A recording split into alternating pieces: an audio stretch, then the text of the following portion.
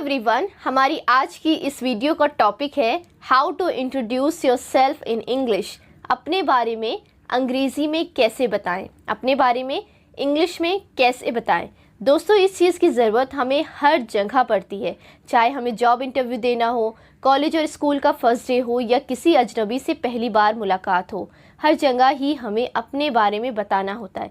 लेकिन प्रॉब्लम ये है कि अपने बारे में अंग्रेज़ी में यानी कि इंग्लिश में कैसे बताएं। तो आज की इस वीडियो में हम यही सीखने वाले हैं कि अगर आपसे कोई कहे इंट्रोड्यूस योर सेल्फ या फिर tell me about yourself, तो इसका जवाब आप अंग्रेज़ी में यानी कि इंग्लिश में कैसे दें।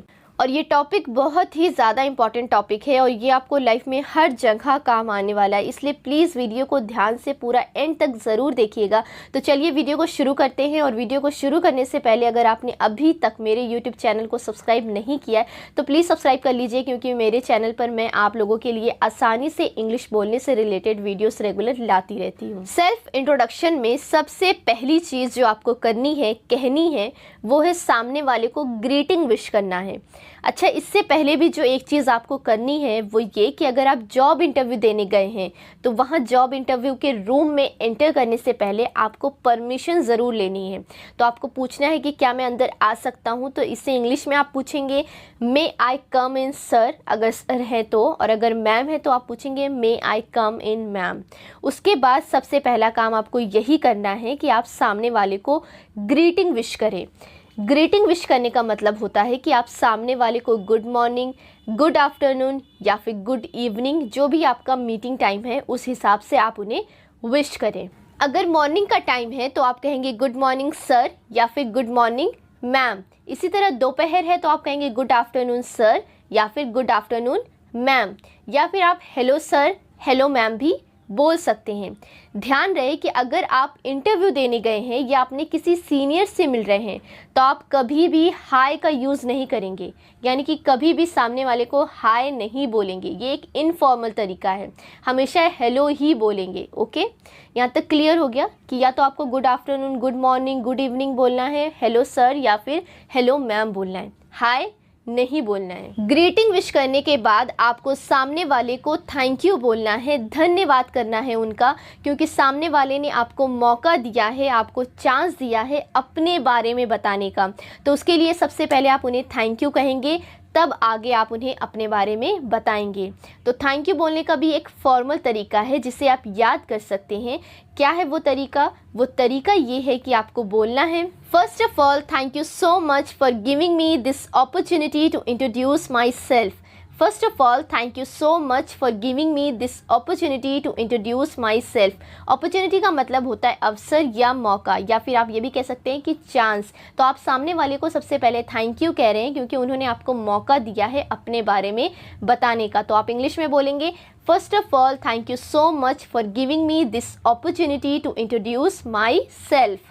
थैंक यू बोलने के बाद नेक्स्ट आपको अपना नाम बताना है। नाम बताने का तरीका ये है कि आपको आई एम करके नाम बताना है या फिर माई नेम इज़ करके नाम बताना है। नाम बताने के लिए कभी भी माई सेल्फ का यूज़ नहीं करना है। तो नाम कैसे बताएंगे आप? For example, I am Tahmina Khan, मेरा नाम तहमीना खान है तो मैं बताऊँगी आई एम तहमीना खान, या फिर my name is Tahmina Khan. जो भी आपका नाम है वो आप आई एम या फिर माई नेम इज़ करके बता सकते हैं। ठीक है, यहाँ तक समझ आ गया? क्लियर है कि कैसे अपना नाम बताना है, कैसे थैंक यू बोलना है? इतना क्लियर हो गया? अब आगे बढ़ते हैं। नेक्स्ट आपको बताना है प्लेस। प्लेस मतलब जगह, यानी कि आप किस जगह से आए हैं, आप रहते कहाँ हैं, वो आपको बताना है। इसे बताने के भी दो तरीके हैं। पहला, आई एम फ्रॉम करके आप बता सकते हैं कि आप कहाँ से आए हैं या आप कहाँ रहते हैं। दूसरा तरीका है आई बिलोंग टू। ये दोनों तरीके हैं, आई एम फ्रॉम या फिर आई बिलोंग टू। तो आप इसे कैसे बताएंगे? फॉर एग्ज़ाम्पल, अगर मैं दिल्ली में रहती हूँ तो मैं बोलूँगी आई एम फ्रॉम दिल्ली या फिर आई बिलोंग टू दिल्ली। लेकिन ये आपको तब बोलना है जब आपका इंटरव्यू दिल्ली से बाहर हो रहा है, तब आप बोलेंगे I am from Delhi, I belong to Delhi. दोनों में से एक बोलना है, दोनों नहीं बोलना है, दोनों में से एक बोलना है। या फिर आप बोल सकते हैं आई एम फ्रॉम दिल्ली या आप बोल सकते हैं आई बिलोंग टू दिल्ली। ये आपको तब बोलना है जब आपका इंटरव्यू हो रहा है आपके शहर से बाहर, यानी कि दिल्ली से बाहर हो रहा है, तब आप ऐसे बोलेंगे। लेकिन अगर आपका इंटरव्यू दिल्ली में ही है तब आप ये नहीं बोलेंगे कि आई एम फ्रॉम दिल्ली, तब आप बोलेंगे I am from Delhi itself, या फिर I belong to Delhi itself. इस तरह आप बोलेंगे कि मैं दिल्ली से ही हूँ। इसे इंग्लिश में बोलेंगे I am from Delhi itself, या फिर I belong to Delhi itself. ठीक है, यहाँ तक समझ में आ गया कि अगर आपका इंटरव्यू दिल्ली में हो रहा है तब आप बोलेंगे I am from Delhi itself, और अगर आपका इंटरव्यू दिल्ली से कहीं बाहर हो रहा है और आप दिल्ली से हैं तब आप बोलेंगे आई एम फ्रॉम दिल्ली। ठीक है, क्लियर हो गया। तो ये तो हो गई थोड़ी बहुत इन्फॉर्मेशन आपके बारे में कि आपका नाम क्या है और आप हैं कहाँ से। इसके बाद आपको अपनी क्वालिफ़िकेशन बतानी है, जो बहुत ही ज़्यादा इंपॉर्टेंट है। अगर आप जॉब इंटरव्यू देने गए हैं तो आप अपनी क्वालिफ़िकेशन कैसे बताएंगे। अब मैं मान के चल रही हूँ कि अगर आप जॉब इंटरव्यू देने गए हैं तो आप ग्रेजुएट तो होंगे ही, यानी कि आपने अपना ग्रेजुएशन कंप्लीट कर लिया होगा। तो अगर फॉर एग्ज़ाम्पल मान लेती हूँ कि मैंने BSc कंप्लीट किया है और ये मेरी क्वालिफ़िकेशन है, तो मैं इसे कैसे बताऊंगी। तो ये इस तरह बताऊंगी मैं, I did my graduation in BSc from Allahabad university. I did my graduation in BSc from Allahabad university. अगर आपने BSc नहीं किया बल्कि कोई और कोर्स किया है और किसी और कॉलेज से किया है तो आप दोनों चीज़ यहाँ पे चेंज कर देंगे।